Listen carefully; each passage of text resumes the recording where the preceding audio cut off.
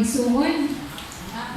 So, karon no, I'll be talking about the fourth word of God or Jesus on the cross, and that is, my God, why have you forsaken me?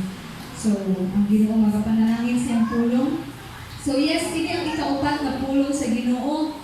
So, usually, naano siya Aramaic, am I pronouncing it right? Aramaic na translation. Pero, sa sige na kong search kung sa gabing verbatim na translation, daghan na kayong mga commentaries na makalibog. So, I decided to stick on the English translation na naagid sa Bible mo. So, okay. Kung imo ngayon verbatim na pagpa-translate, daghan kaayo o mga commentaries na possible gid ka malibog. So, as practice dire, so we will stick to this translation. My God, why have you forsaken me? So, open mga igsoon, kini siya nga statement no, ginaview niya siya as a negative na statement sa pulong sa Ginoo. Isa sa negative na gihatag sa Ginoo or gibungan niya diha sa cross. So, negative siya tungod kay ingon sa uban, nag-question daw ko si Jesus diha sa iyang father. Di-question daw niya or it's a cry of help. So, negative po siya kay pag niyo kang forsaken, makaingon ka ikaw mag-desert, i-abandon. Negative po ang connotation sa word na forsaken mga igsuon. Pero negative bagyod kaha ni siya nga statement. So, sa ako ang pagtuon, this is not a negative na statement, but rather, it is a prayer mga igsuon. Kalupo R. Okay? So, it is a prayer. So, naani siya or ang iyan daw ko nag-iingon na, my God, why have you forsaken me? Is taken out from Psalms 22, in which ang verse 1 sa Psalms 22 is, my God, why have you forsaken me? Nag-question pa nagto sa Psalms nga, ano dili mo madungog ang mga pag-ampo. So, na yung mga inanak, na ay mga anguish, nga mga pambungat or mga gibungat nga mga pulong dara sa Psalms. So, daghan niingon nga, it is also a prayer ni Jesus. So, I believe na dili siya negative statement or dili lang siya negative statement alone, but rather, it is a prayer ni Jesus. So, prayer siya in a way nga, when nag-experience siya sa humiliation, nag-experience siya sa pain, sa suffering niya sa cross, naa siya ibungat na pag-ampo niya sa iyang amahan. So, naay mga lahi-lahi ng mga perspective ani mga igsuon sa ani nga pulong. So, pinakauna nga perspective is that kung ang mga tao moagi sa giagian ni Jesus, possibly some people would lose their faith. Mawalan silang pagtuo diya sa Ginoo mga igsuon. Ikaw daw, i-crucify ka, ikaw, ibunalan kang mga sakit, mga tunog, pakaulawan ka. Sa ato magaling mga problema, mga human problem nato karon mga igsuon, daghan na galing kaayo na waday og pagtuo sa Ginoo. Samot na og kini nga mga pagsulay ang imuhang maabtano. Samot na pagid kung wala ka nakabalong sa background, Lord, na nakaagi kong inani. So some people would tend to lose their faith kay dili sila maka-grasp, wala sila ka-cope up sa isa ka Ginoo nga nag-allow og pain o suffering sa ilang mga kinabuhi. Wala nila na-cope up ang mindset or ang thought nga, naday Ginoo, aga na ko, God is good, pero ano na may mo allow? So mo na nga, some people would tend to lose their faith. There are also some people nga mag-struggle sila sa ilang pagtuo. Others would tend to struggle sa ilang faith. So kung naay nawad ang itong pagtuo na apoy mag-struggle sa ilang pagtuo, nga naman, mag-struggle sila tungkol kay na-trap sila sa never-ending na cycle. Naa sila idea na pagsulay, daganan nila, moabot na pod. Daganan na pod nila, moabot na pod. So, magbalik-balik ang ilang mga pagsulay, mga igsuon. So, moabot sila sa point na nag-struggle na sila silang pagtuo, kay dili yun nila ma-overcome. Oo, temporarily, malikaya nila, but never nila nagka-overcome. So, kini siya mga perspective mga igsuon, muna siya ang pinakadako nga problem sa humanity. So, for me, the biggest problem of humanity is pain and suffering. Kaya pa ang tao mga igsoon, hindi mo na siya ipa-experience o kasakit, kalisod, na grabe, kinig duha ka mga pangitabo, possible na mahitabo sa iyaha.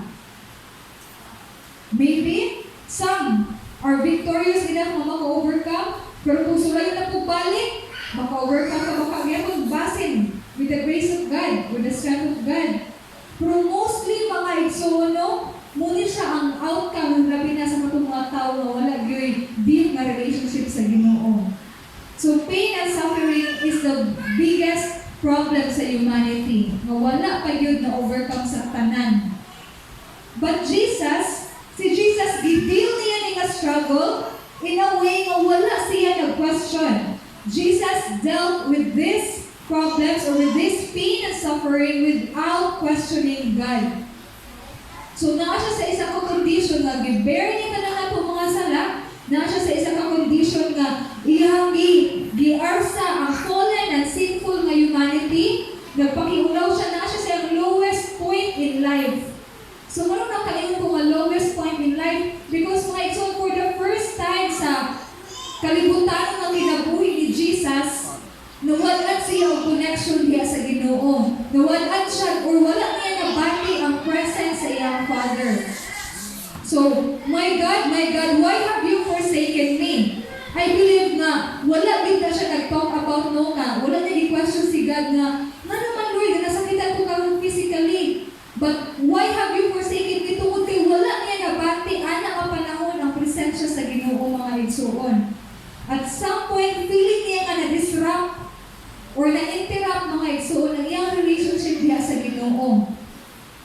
So, my God, why have you forsaken me? Ano giabot ko sa point nga nawala ang akong relasyon niya sa imo na interrupt mga igsoon. So, taliwala or different kayo siya sa point of view sa normal na tao in which mawala ng pagtuo or mag-struggle sa pagtuo. But si Jesus, wala yun niya i-question ang Ginoo. Wala i-question in a way nga wala nag-reklamo siya, wala siya gireklamo mga igsoon. But willingly, iya yun ang gidawat ang iyahang destiny dagto sa cross. Amen? Amen. So, sa ako ang pagtulungan anino, so, in tough times mga igsoon, so naatay mga lahi-lahi nga mga learning nga pwede or mga reflections na atong makutlo ani nga gibuhat ni Jesus. So, in tough times mga igsoon, Jesus still managed to pray. Sa kalisod, sa kasakit na sa iyang mga bukod, sa kahapdos na sa iyang mga panit, mga igsoon, sa kadaghan nga dugo, nga giawas niya sa lawas sa Ginoo, still he managed to pray. Can we? Can we manage to pray? Walay paniud to may suod para unya, walay panihapon para unya, magyaw-yaw, nagreklamo. Gamay ra gay na mabutang mga igsoon compare sa giagian sa Ginoo. Naay mga dili favorable nga mga panghitabo, magyaw-yaw mga igsoon. Can we manage to pray? Amen? So, ikaduha mga igsoon, no? Sin is a hindrance na dili ta makakommune diha sa Ginoo. So, si Jesus, wala siya sa lahat mga igsoon. Kabalutaan ang tanan na sayod tanan nga wala yung bigas ang nakasala si Jesus. Pero kay gi-bear man niya tanan, giarsa man niya tanan ng mga sala sa kalibutan, sala sa fallen humanity mga igsoon. So, iya giarsa tanan. So that's why giabot si Jesus sa point na wala siya nakakommune na sa Ginoo ana nga oras. Kaya diba, nag-mention ko earlier nga na-disrupt for the first time ang relationship niya sa Ginoo. So di ay mga igsoon, sin is the hindrance for us to commune with God or sense His presence. Kaya pag ang tao nakasala mga igsoon o wala pa siya naghinuso siyang sala, wala din na siya kabati sa presensya sa Ginoo. Ana ang panahon sa iyang kinabuhi. Ana ang point sa iyang kinabuhi. Not unless moabot na sa point na maghinuso ta sa itong mga sala, ay iha pag yun nato mabati ang presensya sa Ginoo. Pero sa duration na gagdag pakasala ta, wala yung presensya sa Ginoo na may igsoon. Maybe nakakita ka sa church na akay ginabuhat na dautan kabalo sa mong kawalingon. Maybe gag-claim ka nga, oo na ako relationship sa Ginoo, but is it as intimate as you were before? I believe not. So sin hinders us to commune with God. So ang sala mga igsoon, isa yun na siya. So mauna no, dugay din ako na comprehend ang ginaagi ni Pastor Manny sa joke na pag dahil magsakit sa ato diri, igno niya nga nakasala, siguro ka. Dugay gina ako na na-comprehend mga igsuon. Kay sa una, makadungog ko na kapag mag-water kung ano, di ay. What if di ay nga, ang akong sakit labad sa ulo, so sa lo akong sala na nakakos kong labad sa ulo. So mga lang ako ang mga pangutana. Pero later on sa akong pagpanginabuhi ang mga igsuon, nakarealize ko nga, naagid sala, gili ay ang inungdan na maka-experience sa mga inana, mga negativities in life. Amen. Kaya kung wala ka na pasal-pasal sa mukha, hindi na siguro ka magmutman. And your body is a temple of God that you must take care of. Amen? And ikaduha mga igsuon, so, naay stubborn na gugma, or katulad the stubborn love of Jesus towards His Father. So, kita, after ninahita mo, kita, naatay ginakanta karon di ba nga stubborn love, nakadumdum yung kumugin ni ang gikanta sa mama ni Zalo. So, stubborn love, ang gugma daw puno sa Ginoo para sa ato as stubborn gidaw. Tinuod mga igsuon. O ang gugma ni Jesus para sa iyang Father is stubborn as well. Meaning, dili yun siya magpatuo. So, naadihan sa Romans 8:38 to 39, neither life nor death, physically, gipani siya na or pasakitan na si Jesus. Physically, ginalan na siya, giwalan na siya, o mga bisag unsa, gipakaulawan na siya. Walay pain, walay suffering, walay kamatayon na makapahimulang kay Jesus as ang Father. So that's why mga iso nakain ko, stubborn yun ang gugma ni Jesus para sa amahan. Kaya grabe naman yun, pila ka oras kayo naglansang sa cross. Gikan sa buntag hantod sa alas 3 sa hapon, sa kagabi, alas 6 hours. 6 hours siya nga nag-antos siya sa cross. Pero wala yun niya, gibungat. Wala siya ipulong, magibungat, magibundang na siya, give up na siya. Ig-ana siya ka stubborn mga igsuon pag-abot sa pagtuman sa will sa Ginoo. So, he still kept on calling out God's name because he can't do anything anymore. So, gapanawag ihapon siya sa Ginoo. Kaya wala naman siya laing mabuhat, hindi naman siya makasukol sa mga gapangunan sa iyaha. Hindi naman siya makasukol sa mga BA sa iyaha. So the only thing that Jesus did while on the cross is to call upon the name of the Lord. Naunta, kung kita ato, mangaway naman unta na, galing, kanabit ang matumba na itong tsinelas na kapila na galing matumba tapos ihatol na nabugto atong tsinelas o galakaw ta. Di ba usahay, ikasabaan na ito ang mga nakasalaan na sa tuwa? Gamay na kayo ng mabutang mga igsuon. Pero si Jesus, 6 hours siyang gipakaulawan, gipaantos. Pero never yun siya nagbungat on anything against sa isa katawo. But he kept on calling out the name of the Lord. Amen? Tiwala na siya dahil magkuhan kung kanya ay dipiling kabuhaton mga igsuon. So not even the cross can separate God or Jesus from the love of His Father. Walay bisag unsag yun na makaseparate niya kang Jesus sa iyang pagtuman sa will niya sa iyang amahan. So stubborn love mga igsuon. So, kana akong mga na-reflect na mga learnings sa akong pagpamalandong ani nga pulong ni Jesus. So, una, in tough times, can we still manage to pray? Can we still manage to pray, mga igsuon?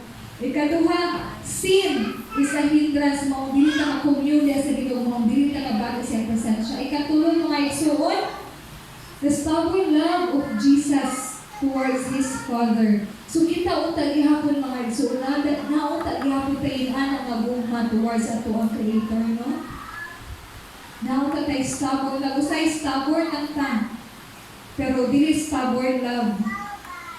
Ako atong Friday, gignan ko sa akong boss nga, you are very stubborn. Compliment ko nga pag-ingon na nalipay ko, pero naka-reflexan ko nga, since timing kay kanay stubborn love ni Jesus, naka-reflect ko, stubborn po ka po diya sa Ginoo? Naka ko'y stubborn love po diya sa Ginoo? Or katong negative ka pagka-stubborn? Amen. Hallelujah. So mga igsuon, my God, why have you forsaken me? So, usahay ang Ginoo or ang atong God Allow siya ang mga panghitabo sa itong kinabuhi. God allows things to happen in our lives. But, mga igsoon, ayaw yung kalimot, He knows the pain and suffering that we are going through.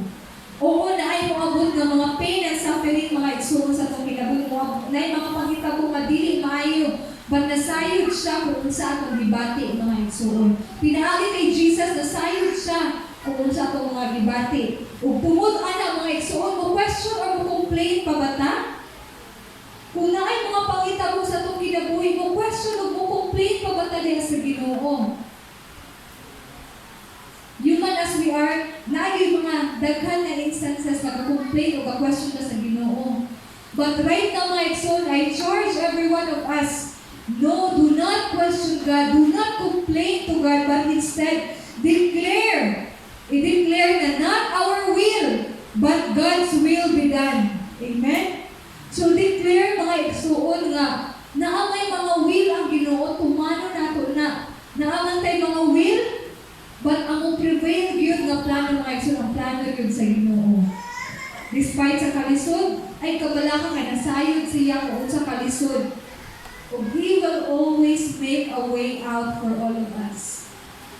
And if upon declaration nato mga igsuon na not my will, Lord, but your will be done, there will be an eternity nga gahulat sa atoa. Eternity will await for us mga igsuon.